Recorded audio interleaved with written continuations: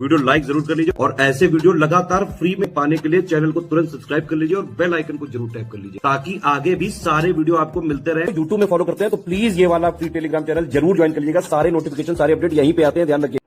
Hello everyone, welcome to ROI study for civil services. Myself Alka Pandey. तो दोस्तों, हम पढ़ रहे थे पर्यावरण एवं पारिस्थितिकी। अब इस वीडियो में हम लोग देखेंगे मैंग्रोव्स, अभ्यारण्य और कुछ ISFI रिपोर्ट वगैरह, कुछ विविध चीज़ें। ठीक है, सबसे पहले है मैंग्रोव। मैंग्रोव क्या है कि नमक सहिष्णु पौधे समुदाय हैं जो कि दुनिया के उष्णकटिबंधीय और उपोष्णकटिबंधीय अंतःज्वारीय क्षेत्रों में पाए जाते हैं। ठीक है, सबसे पहले क्या पता चला कि नमक सहिष्णु पौधे हैं जो कि उष्णकटिबंधीय और उपोष्णकटिबंधीय क्षेत्रों में पाए जाते हैं, जिसमें वर्षा चाहिए होती है उच्च वर्षा 1000 से लेकर के 3000 मिलीमीटर के बीच, और तापमान जो है वो 26 डिग्री सेल्सियस से लेकर के 35 डिग्री सेल्सियस के बीच। ठीक है, उच्च वर्षा 1000 से 3000 मिलीमीटर और तापमान जो है वो 26 से लेकर के 35 डिग्री सेल्सियस। मैंग्रोव प्रजातियां जो है ये पानी से भरी हुई मृदा, उच्च लवणता, बार बार आने वाले चक्रवाती तूफान और ज्वार भाटे में जीवित रहने के लिए आकृति विज्ञान, शरीर रचना विज्ञान, शरीर विज्ञान में कई तरह के अनुकूलन प्रदर्शित करती हैं। मैंग्रोव तटीय जैव विविधता के महत्वपूर्ण आश्रय स्थल हैं। ठीक है, ये जो मैंग्रोव हैं ये तटीय जैव विविधता के महत्वपूर्ण आश्रय स्थल होते हैं। ठीक है, जो कि अत्यधिक जलवायु घटनाओं के विरुद्ध जैव ढाल के रूप में भी कार्य करते हैं। ये अपरदन से बचाते हैं। सबसे बड़ी इसकी खासियत ये है कि महत्वपूर्ण कार्बन सिंक होते हैं। ठीक है, कार्बन अवशोषित करके रखे रहते हैं और तटीय क्षरण में भी, क्योंकि इनकी जड़ें जो हैं वो तटीय क्षरण में ये मतलब काफ़ी ज़्यादा ये फायदेमंद एक ढाल की तरह काम करते हैं और समुद्री जल प्रदूषण को भी रोक सकते हैं। ठीक है, तो समुद्र के किनारे जो है वो कृषि और औद्योगिकीकरण के लिए बढ़ती हुई भूमि सुधार और अनुपचारित घरेलू सीवेज और औद्योगिक अपशिष्टों के निर्वहन इन वनों के लिए हानिकारक हैं। ठीक है, समुद्री तटों के किनारे कृषि हो गया, औद्योगिकीकरण को अगर बढ़ावा दिया जा रहा है, अनुपचारित घरेलू सीवेज और अपशिष्टों का अगर निर्वहन किया जा रहा है तो वो इनके लिए, मैंग्रोव्स के लिए हानिकारक है। नदी प्रशिक्षण, प्राकृतिक क्षरण और अभिवृद्धि से संबंधित अपस्ट्रीम गतिविधियों का भी मैंग्रोव के स्वास्थ्य पर प्रभाव पड़ता है। ठीक है, प्राकृतिक क्षरण वगैरह हुए, नदी प्रशिक्षण वगैरह हुआ, अपस्ट्रीम गतिविधियां हैं, इन पर भी मैंग्रोव्स का बहुत प्रभाव पड़ता है। ठीक है, फिर आगे जो है global forest resource assessment 2020 FRA 2020 के अनुसार दुनिया भर में 113 देशों में मैंग्रोव वन हैं जो अनुमानित 14.79 मिलियन हेक्टेयर को कवर करते हैं। ये कुछ डेटा है, याद कर लीजिएगा। 113 देशों में मैंग्रोव वन है। सबसे बड़ा मैंग्रोव वन जो है वो एशिया 5.55 मिलियन हेक्टेयर में बताया जाता है। इसके बाद है अफ्रीका के बाद है उत्तरी मध्य अमेरिका, फिर दक्षिणी अमेरिका, फिर है ओसेनिया में सबसे छोटा। तो ये सीक्वेंस देख लीजिएगा। सबसे नंबर 1 पर मैंग्रोव क्षेत्रफल जो है एशिया में, उसके बाद है अफ्रीका में, अफ्रीका के बाद है उत्तरी मध्य अमेरिका, फिर दक्षिणी अमेरिका है, फिर जाके ओसेनिया में है, ओसेनिया में सबसे छोटा। अगर मैंग्रोव के कुल क्षेत्रफल की बात करें तो इसके क्षेत्रफल का 40% से भी अधिक केवल 4 देश, जिसमें सूचना और इंडोनेशिया, ब्राज़ील, नाइजीरिया और मैक्सिको, इंडोनेशिया, ब्राज़ील, नाइजीरिया और मैक्सिको, इन 4 देशों में कुल मैंग्रोव के क्षेत्रफल का 40% से अधिक पाया जाता है। चैंपियन और सेठ वर्गीकरण 1968 के अनुसार जो मैंग्रोव हैं वो टाइप ग्रुप 4 तटवर्ती और दलदली वनों में शामिल किया गया। इनके अगर प्रमुख प्रजातियों की बात करें तो Avicennia, officinalis, Rhizophora mucronata, Sonneratia, alba, Avicennia, alba, Bruguiera cylindrica, Heritiera littoralis, Phoenix paludosa, Morinda citrifolia, Ceriops tagal शामिल हैं। ये भारत में हैं। भारत में मैंग्रोव पारिस्थितिकी तंत्र की प्रमुख प्रजातियों में। अगर बात करें बंगाल की खाड़ी, बंगाल की उत्तरी खाड़ी में स्थित सुंदरबन जो है ये मैंग्रोव वनों का दुनिया का सबसे बड़ा एकल भाग है। बांग्लादेश और भारत में लगभग 10,000 किलोमीटर में फैला हुआ है सुंदरबन। ठीक है, सुंदरबन दुनिया का पहला मैंग्रोव है जिसको 1892 में वैज्ञानिक प्रबंधन के तहत लाया गया था। ठीक है, आगे मैंग्रोव्स के बारे में और डिटेल में देखें तो मैंग्रोव के महत्व की सराहना करते हुए भारत सरकार ने 1976 में मैंग्रोव के संरक्षण और विकास से संबंधित मुद्दों पर सरकार को सलाह देने के लिए एक राष्ट्रीय मैंग्रोव समिति की स्थापना की थी। फिर आगे इसमें देखें, ये देखिए एग्जाम में पूछा गया है, बहुत इंपॉर्टेंट। मैंग्रोव क्षेत्र जो है भारत में वो है 4,992 वर्ग किलोमीटर, जो कि देश के कुल भौगोलिक क्षेत्रफल का 0.15% है और 2019 की तुलना में 17 वर्ग किलोमीटर की यानी 0.34% की वृद्धि हुई है। ठीक है, 2021 की ये बात है। ISFR रिपोर्ट 2021 के अनुसार 2019 की तुलना में कुल 17 किलोमीटर की वृद्धि हुई है और जो वृद्धि हुई है वो सबसे ज़्यादा उड़ीसा में हुई है। वृद्धि की बात की जा रही है, सबसे ज़्यादा वृद्धि उड़ीसा में, फिर महाराष्ट्र में, फिर कर्नाटक में। फिर 2019 की तुलना में ISFR में केवल गुजरात में मैंग्रोव की कमी आई है। इम्पॉर्टेंट है, गुजरात में मैंग्रोव की कमी आई है। अकेले पश्चिम बंगाल के दक्षिण 24 परगना जिले में देश का 41.74% मैंग्रोव क्षेत्र है। सिर्फ दक्षिण 24 परगना जो जिला है पश्चिम बंगाल का उसमें।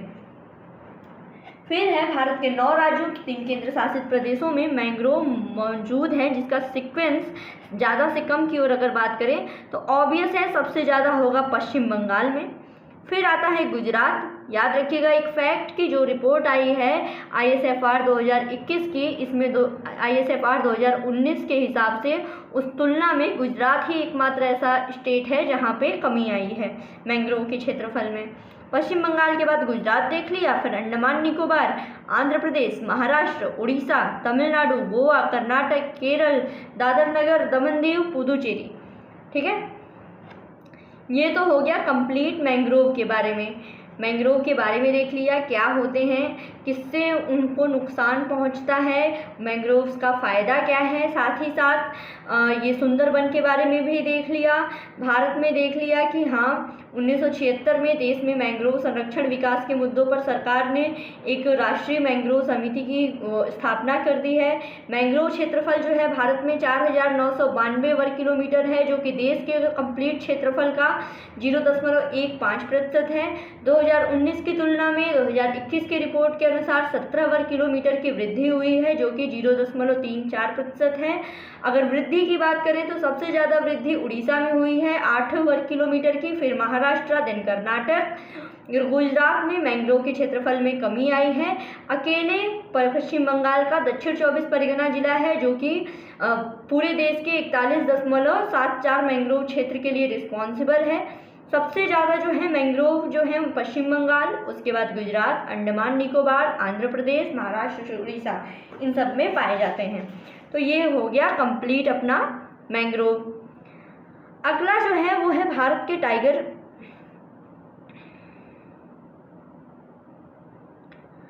टाइगर रिजर्व और शेर संरक्षण क्षेत्रों में वन आवरण का आकलन। ठीक है, टाइगर रिजर्व एक ऐसा क्षेत्र है जो टाइगर संरक्षण के लिए इनवैलिड के रूप में रखा जाता है। ठीक है, परिधीय क्षेत्र बफर का गठन करता है जो एक बहुउपयोग वाला क्षेत्र है जिसमें भूमि के उपयोगों पर संरक्षण को प्राथमिकता दी जाती है। ठीक है, और ये जो क्या है कि स्थानीय लोगों के आजीविका, विकासात्मक, सामाजिक, सांस्कृतिक अधिकारों के लिए वन्य जीव और मानवीय गतिविधियों के बीच संतुलन बनाए रखना। ठीक है, आगे देखते हैं। देखिए ये इंपॉर्टेंट है कि रॉयल बंगाल टाइगर, जिसका साइंटिफिक नेम होता है पैंथेरा टाइग्रिस टाइग्रिस, और एशियाई शेर जिसका साइंटिफिक नेम है पैंथेरा लियोपर्सिका, ये भारत के 2 करिश्माई मांसाहारी हैं। दोनों को छत्र प्रजाति के रूप में माना जाता है क्योंकि उनका संरक्षण अप्रत्यक्ष रूप से पारिस्थितिकी तंत्र और परिदृश्य स्तरों पर कई प्रजातियों की रक्षा करने में मदद करता है। ठीक है, ये दोनों जो प्रजातियां हैं यानी रॉयल बंगाल टाइगर और एशियाई शेर, ये IUCN की संकटाग्रस्त प्रजाति की लुप्त प्राय श्रेणी में है। भारत में जो बाघ है वो दुनिया की कुल आबादी का 3,890 70% हिस्सा है। इसके बाद बाघ जो है रूस में है, इंडोनेशिया में है। बाघ सबसे ज़्यादा भारत में है। गुजरात का गिर राष्ट्रीय उद्यान हुआ ये जो है, और उसके आसपास का जो वन्यजीव अभयारण्य क्षेत्र है, ये भारत एशियाई शेर का एकमात्र जीवित आबादी का घर है। प्रोजेक्ट टाइगर बताइए कमेंट बॉक्स में कि कब इसको लागू किया गया था, कब शुरू हुआ था। और उसके अलावा प्रोजेक्ट टाइगर के अलावा शेर संरक्षण कार्यक्रम है, ठीक है। इसका जो है ये इसका उद्देश्य है इन प्रजातियों का, ये जो 2 कीस्टोन प्रजातियां हैं इनका संरक्षण, ठीक है। अभी कई चीज़ें हैं जो एक अभी काफ़ी ज़्यादा न्यूज़ में आ रहा है कि हम जो टाइगर्स वगैरह लेके आ रहे हैं साउथ अफ्रीका से, नामीबिया से, उनका जो कॉलर, उनको ट्रैक करने के लिए गले में जो कॉलर लगाया जा रहा है, सैटेलाइट कॉलर, उसकी वजह से डेथ हो रही है। वन ऑफ द रीज़न है उनकी डेथ का, ठीक है। ये सारी चीज़ें करंट अफेयर्स में हैं, वो आप सबने पढ़ी होंगी। आगे देखते हैं, बाघों को विलुप्त होने से बचाने के लिए संरक्षण उपायों पर का सुझाव। भारतीय वन्यजीव बोर्ड के द्वारा एक टाइगर टास्क फोर्स का गठन किया गया, ठीक है। तो इनका काम क्या है टाइगर टास्क फोर्स का? इसमें जो टाइगर के आवास हैं उसको बहाल करना, इनके व्यवहार, आबादी का रखरखाव इत्यादि, ये सारी जो चीज़ें हैं वो टाइगर टास्क फोर्स के अंदर में है। सब मिला जुला के इनका जो एम है, जो लक्ष्य है, वो यही है कि बाघों का, टाइगर्स का संरक्षण करना, ठीक है।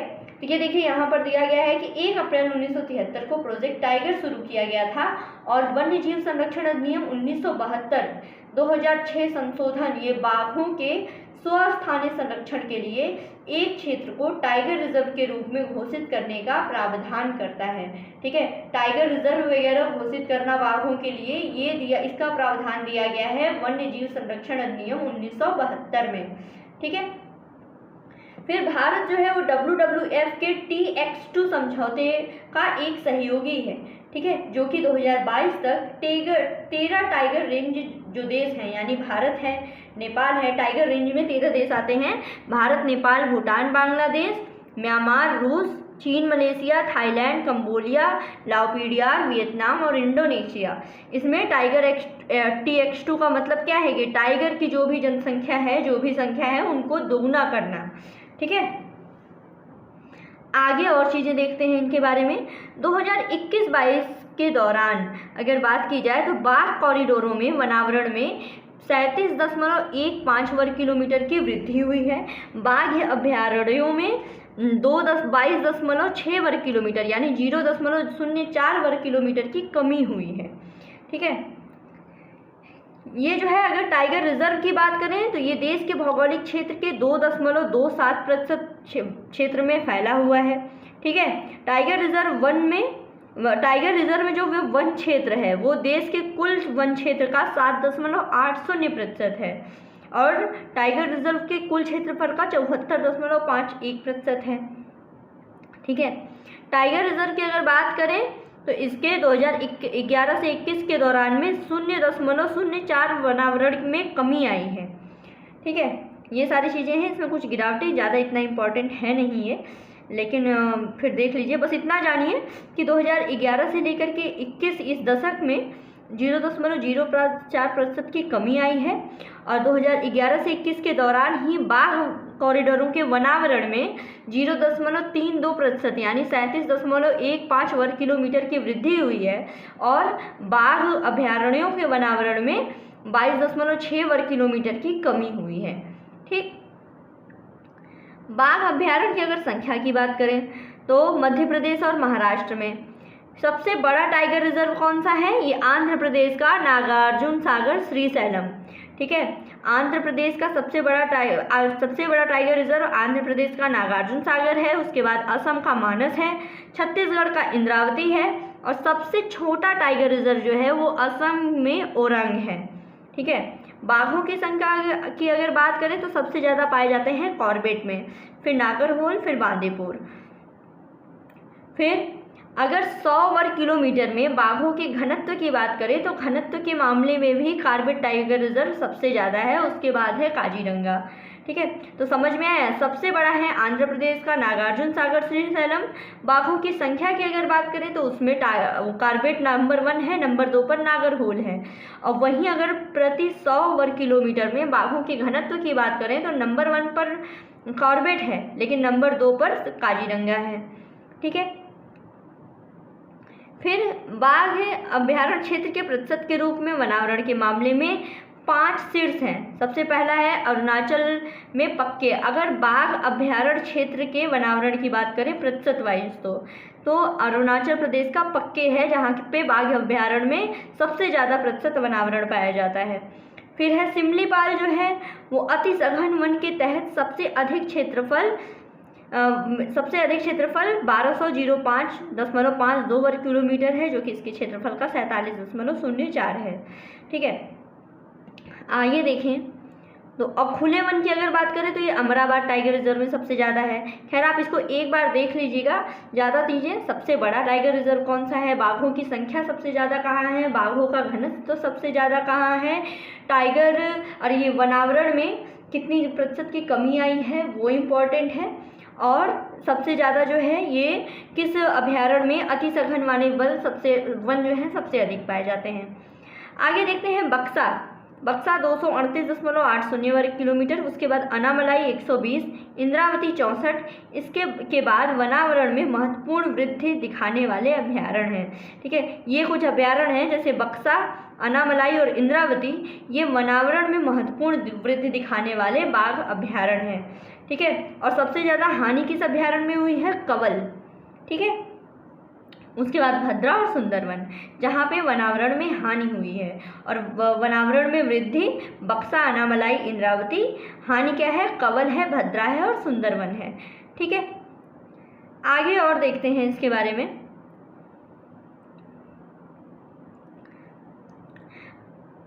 ये देखिए बाघ कॉरिडोर में सबसे अधिक वनावरण क्षेत्रफल के अनुसार ये बाघ कॉरिडोर की बात हो रही है।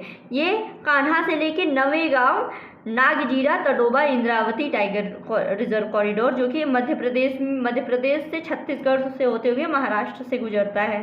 ठीक है, यहाँ पे सबसे अधिक वनावरण है। ये बाघ कॉरिडोर की बात हो रही है, ना कि बाघ के अभ्यारण्य की बात हो रही है।